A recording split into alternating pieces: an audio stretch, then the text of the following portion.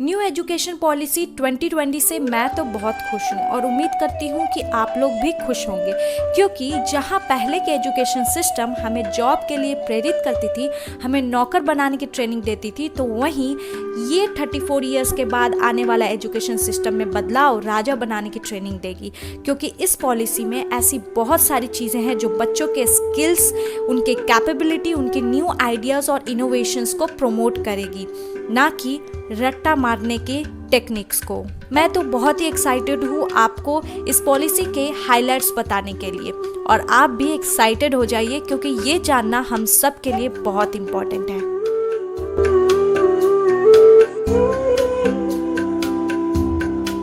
तो चलिए स्टार्ट करते हैं हमारे पहले हाइलाइट से। वो है 3 most important changes in the new education policy 2020। तो वो 3 चेंजेस क्या क्या है वो हम देखेंगे। तो सबसे पहला चेंज आया है एचआरडी मिनिस्ट्री में। एचआरडी मिनिस्ट्री का नाम बदलकर मिनिस्ट्री ऑफ एजुकेशन कर दिया गया है। गौरतलब ये है कि एचआरडी मिनिस्ट्री ने ही प्रस्ताव दिया था कि मिनिस्ट्री का नाम बदलकर मिनिस्ट्री ऑफ एजुकेशन किया जाए। दूसरा चेंज आया है हमारे जीडीपी में। नई शिक्षा नीति यानी न्यू एजुकेशन पॉलिसी 2020 में शिक्षा पर जीडीपी का 6% खर्च किया जाएगा, जो कि अभी 4.43% है। तीसरा चेंज आया है ग्रॉस इनरोलमेंट रेशियो में।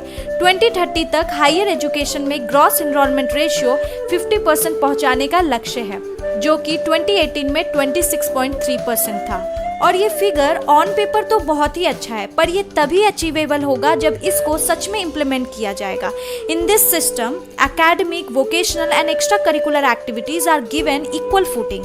मतलब 18 साल तक बच्चों की कोई टेंशन नहीं।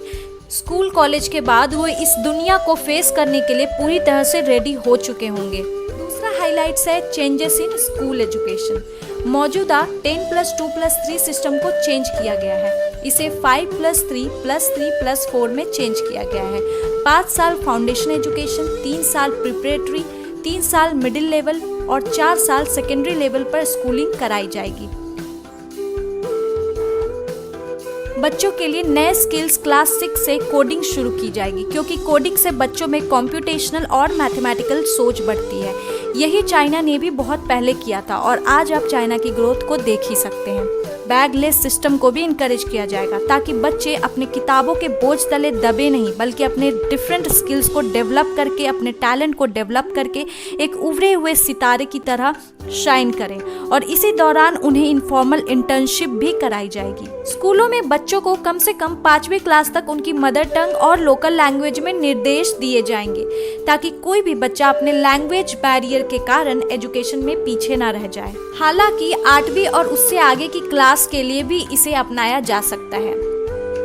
रिपोर्ट कार्ड स्किल और कैपेबिलिटीज के बेसिस पे होगी, मतलब 360 degree progress card.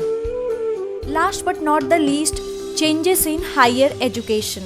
Bachelor degree 4 years की जाएगी, हालांकि 3 साल का भी ऑप्शन रहेगा। मतलब जो स्टूडेंट्स बीच में कोर्स छोड़ेंगे अपने फाइनेंशियल क्राइसिस की वजह से या किसी और रीजन से, उनका साल बर्बाद नहीं होगा। उन्हें भी क्रेडिट ट्रांसफर और एक ब्रेक के बाद अपनी डिग्री पूरा करने का मौका मिलेगा। 4 साल के बैचलर कोर्स में पहला साल पूरा करने पर सर्टिफिकेट, 2 साल पर एडवांस डिप्लोमा, 3 साल पर बैचलर डिग्री और 4 साल पर रिसर्च के साथ बैचलर डिग्री मिलेगा। इसी तरह के और भी चेंजेस इस पॉलिसी में देखे गए हैं। हम लोगों ने इन्हीं पॉलिसीज में से ऐसे 3 हाइलाइट्स को कवर किया है। इस पॉलिसी का मेन ऑब्जेक्टिव एक ही है और इसका मेन एम है इंडिया को एक ग्लोबल नॉलेज सुपर पावर बनाना।